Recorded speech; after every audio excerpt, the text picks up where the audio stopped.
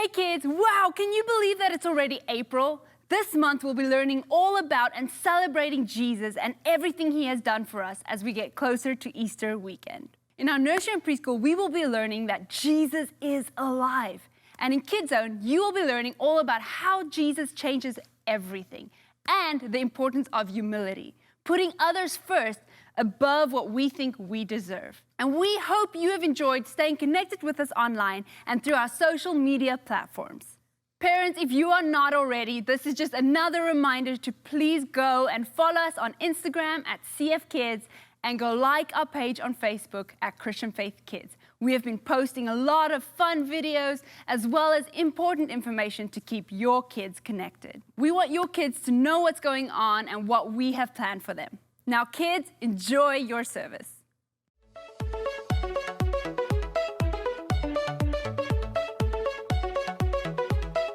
God made me, he made everything. God loves me, he can do anything. If I run over here, if I run over there, God is everywhere, and he loves me. When I look up, up, up, I know he's real. When I look down, down, down, I believe what I found. When I look in God's word and I search for him, he rewards me, 'cause he loves me. God made me, he made everything. God loves me, he can do anything. If I run over here, if I run over there, God is everywhere, and he loves me. When I look up, up, up, I know he's real. When I look down, down, down, I believe what I found. When I look in God's word and I search for him, he rewards me, 'cause he loves me. When I look up, up, up, I know he's real. When I look down, down, down, I believe what I found.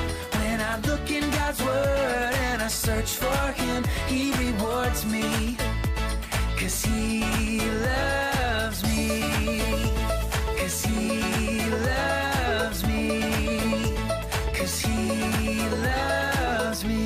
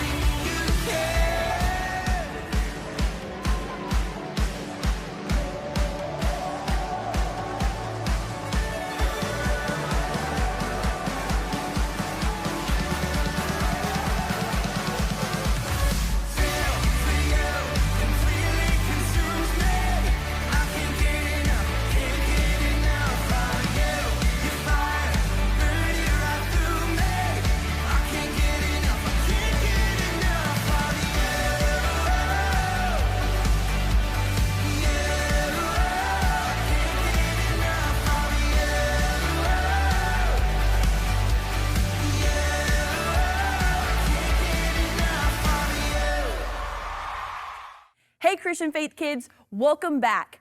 I'm so excited to learn more about Jesus this month and how he changes everything. We're going to be learning more about humility and how we can put others first. This week, we're going to be learning about a story called The Last Supper and how Jesus put us all first. Let's go ahead and watch the Soso Show and see what they're up to today. Ready? On the count of 3, we're going to say roll it. 1, 2, 3, roll it.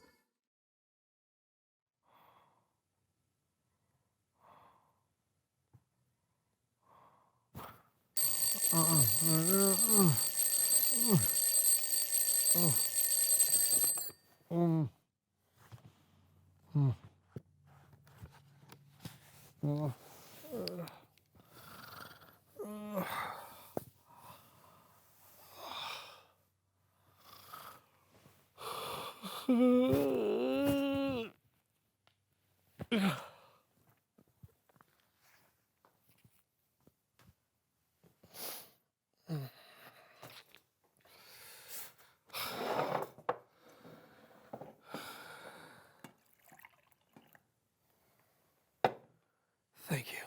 Yep.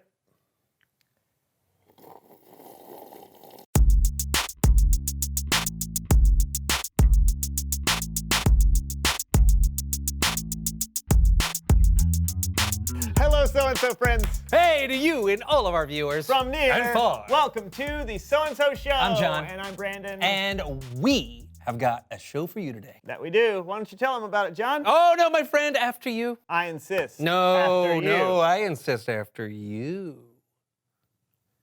It's time to play a game we call After You. And now for everyone's favorite game show, After You. This is a game that requires humility, where you want to put the other person first. So, after you. What am I supposed to do? We're going to balance a cup of water on a book, on our heads. Okay. Water balancing.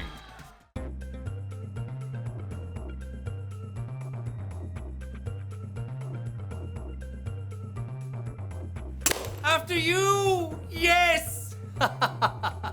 Holding your breath in a bucket of water.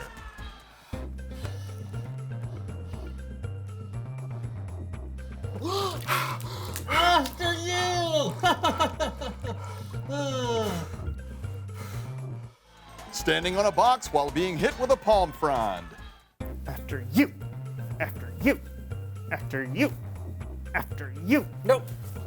Whoa, whoa.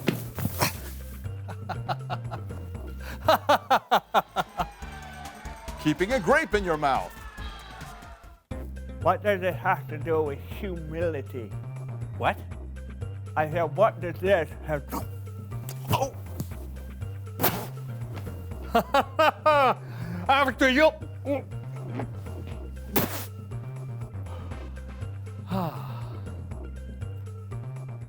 Thanks for playing After You. What a great game. Was it? Yeah, I'm so much more humble than you. I put you first every time. You did not put me first. Sure I did. No, you did not. Sure I did. You were the first to drop the water, the first to choke on a grape.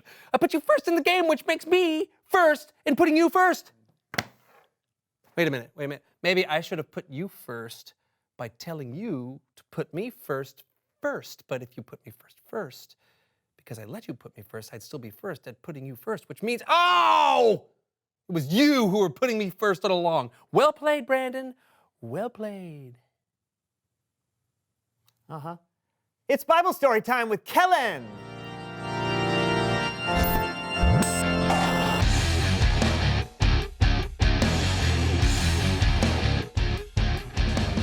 What's up, guys? Not too much, Kellen. Just being soups humble. Oh, yeah? Well, then I've got a story for you. After you, Kellen. No. I'm humble. Thank you. Our story picks up just after Jesus shared what he knew would be his last supper with his disciples. His heart was very heavy, so Jesus led his disciples outside to a place called Gethsemane, a kind of garden with olive trees. And Jesus asked Peter, John, and James to keep watch so he could pray. The disciples sat and waited, tired after a full meal, while Jesus went off by himself to pray to God. It was not a happy prayer. Something very bad was going to happen to Jesus that night, and he knew it. He was so sad, so anxious, and he prayed to his Father in heaven with all his might. My Father, if it is possible, take this cup of suffering away from me. But let what you want be done, not what I want. He prayed this way for what felt like an hour. But when he returned to his friends, he found them sound asleep. Couldn't you keep watch with me for 1 hour? Watch and pray. Then you won't fall into sin when you are tempted. The spirit is willing, but the body is weak. 3 times, Jesus asked his disciples to stay awake while he prayed. And each time, his friends fell asleep. And then it happened. Are you still sleeping? Look, the hour has come. The Son of Man is about to be handed over to sinners. Get up. Let us go. Here comes the one who is handing me over to them. The disciples watched horrified as Judas, one of their friends, came up to Jesus, followed by a large crowd armed with clubs and swords. Greetings, Rabbi. Friend, do what you came to do.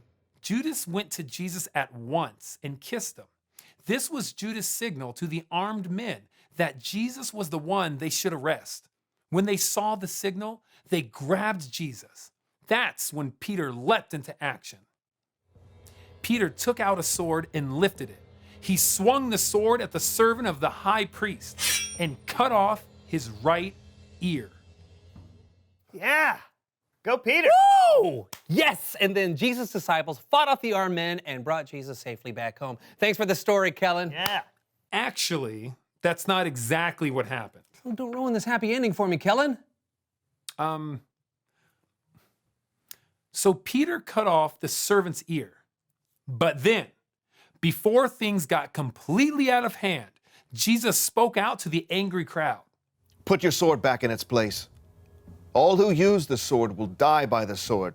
Do you think I can't ask my Father for help? He would send an army of angels right away.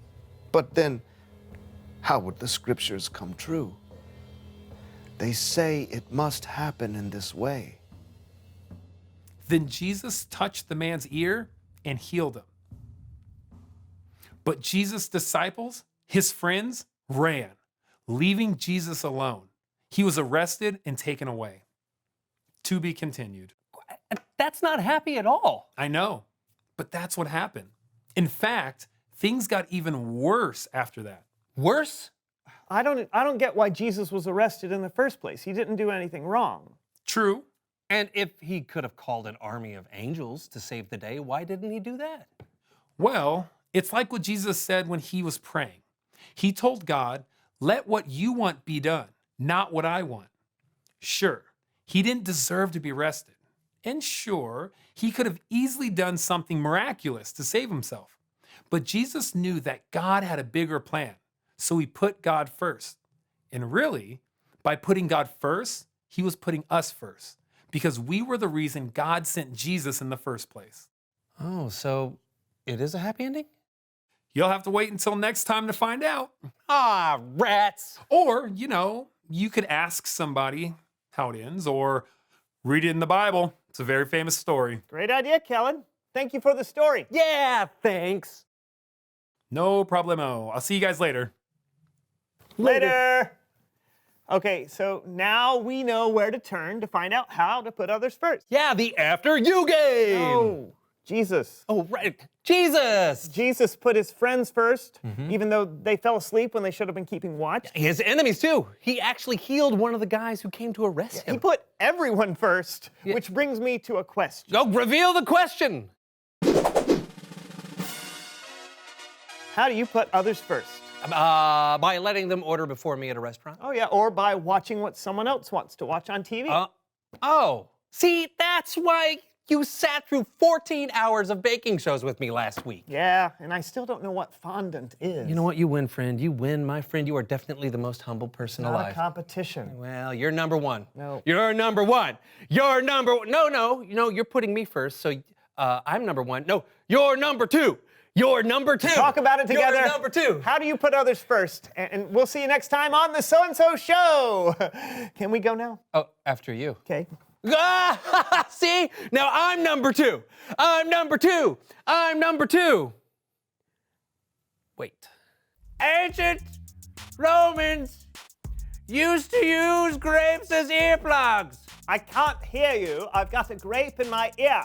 I have a grape in my ear. I can't hear you. Do you know what they used to use grapes for as well? Like so.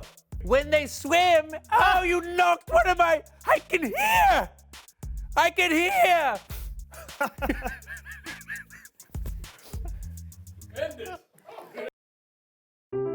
The Bible. It's 66 books of history, stories, letters, and poetry that fit together to form God's one big story. The epic adventure of how He created us and loves us so much that He made a way to rescue us. As we travel through the Bible, from Genesis to Revelation, we discover people who met God and found their lives changed forever. And now for an amazing story, inspired by the book of Matthew, chapter 26, verses 36 through 56. For months, the Jewish religious leaders had been plotting to silence Jesus. He called us pretenders, snakes!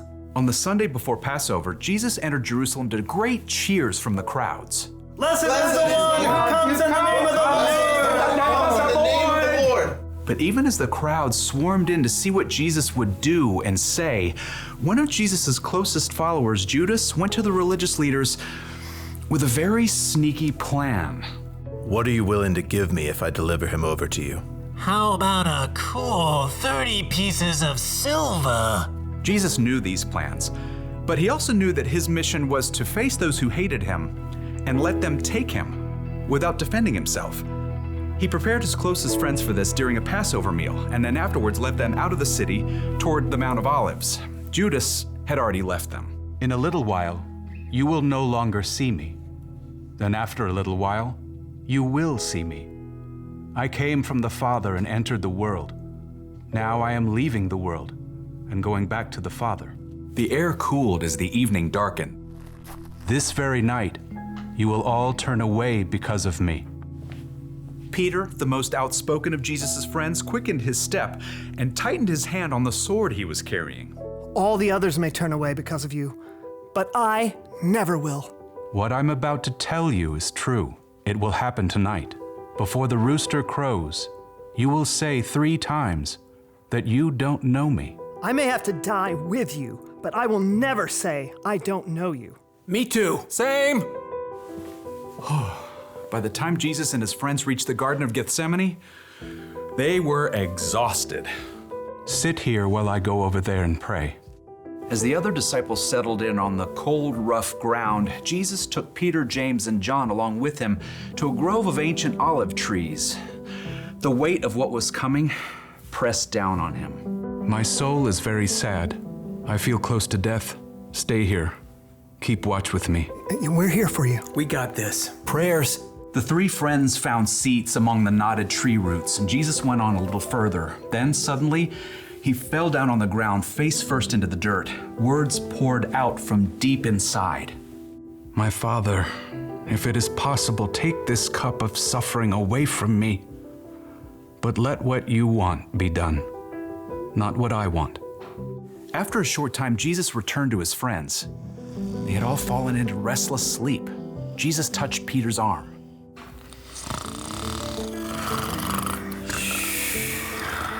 What? Huh? We're just praying. Couldn't you men keep watch with me for 1 hour? Watch and pray. Then you won't fall into sin when you are tempted. The spirit is willing, but the body is weak. We'll stay awake this time. Got you covered. Again, Jesus threw himself down to pray. His pain was so deep, blood and sweat beaded on his forehead. My Father, Is it possible for this cup to be taken away? But if I must drink it, may what you want be done." Jesus returned to his friends once more to find them still sleeping. The agony in his spirit forced Jesus to lay his heart out to God once more. He prayed the desperate words again, begging God to take away what was coming, and at the same time, revealing his complete trust in God's plan. Let what you want be done, not what I want. At last, Jesus knew the time had come. He returned to find Peter, James, and John buried deep in sleep. Beyond them, his other followers slept too. Are you still sleeping and resting? The disciples struggled through a fog of sleep, blinking and yawning. Below them, torchlight showed an angry mob climbing up the hill. The men were waving swords and clubs, shouting as they came. Look, the hour has come. The Son of Man is about to be handed over to sinners. Get up, let us go. Here comes the one who is handing me over to them. Jesus' friends staggered to their feet, and Peter clutched his sword. As the mob marched closer, they could see the man in front of the mob. It was their friend Judas. Judas? What are you doing? The mob had been sent by the Jewish religious leaders. Judas had already explained to them that he would greet Jesus with a kiss, so they would know exactly which man to arrest. Greetings, teacher. Judas ignored the other disciples and went directly to Jesus, kissing him on the cheek in greeting.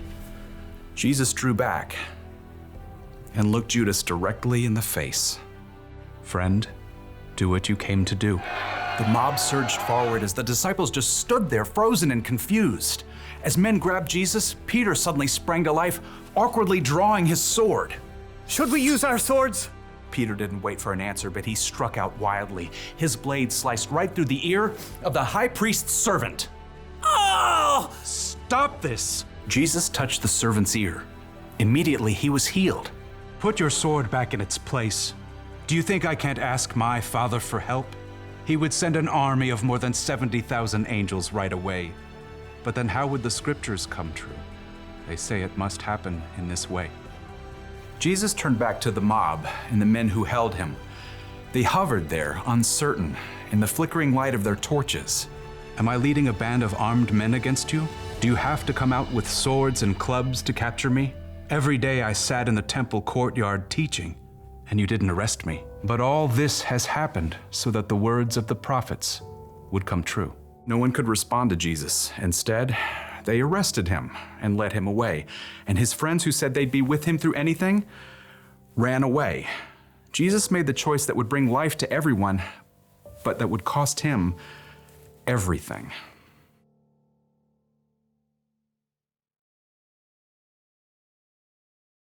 What a great example of humility. Jesus puts us all first. What are some ways that you can put others first? Think about it and tell your family. Now, we're going to go over our new memory verse for this month. Are you ready? I'm going to say it first, and then you're going to repeat after me. Okay? If you got it, say got it. Don't do anything only to get ahead. Don't do it because you are proud. Instead, be humble. Value others more than yourselves. Philippians 2:3. We will learn more about exactly what Jesus did for us next week. Make sure to share with your family anything that you've learned today. And if you haven't already, we want to give you the opportunity to invite Jesus into your life. In a few moments, we're going to have a prayer pop up on the screen. And if you decide to invite Jesus into your life, go ahead and pray that prayer with your parents. And make sure to tell them about the amazing decision that you have made today.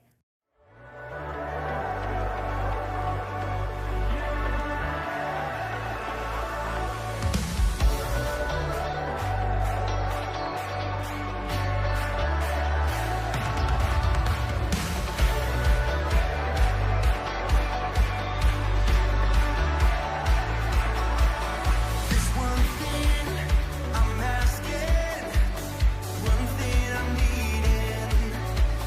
I know